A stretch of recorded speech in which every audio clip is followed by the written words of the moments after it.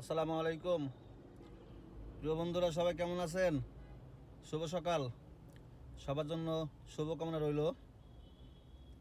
আমি এই মুহূর্তে আছি মিরপুর 2 নম্বর কিডনি ফাউন্ডেশন। আমি আপনাদেরকে দেখানোর চেষ্টা করব। মিরপুর 2 নম্বর থেকে কিডনি ফাউন্ডেশন, হার্ট ফাউন্ডেশন এই পর্যন্ত এর ভিতরে যে রাস্তাটুকু আছে বর্তমানে এই অবস্থা দেখেন।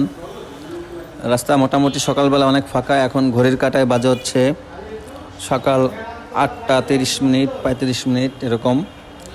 তো এটা হচ্ছে কিডনি ফাউন্ডেশন। আমি কিডনি ফাউন্ডেশনের সামনেই আছি।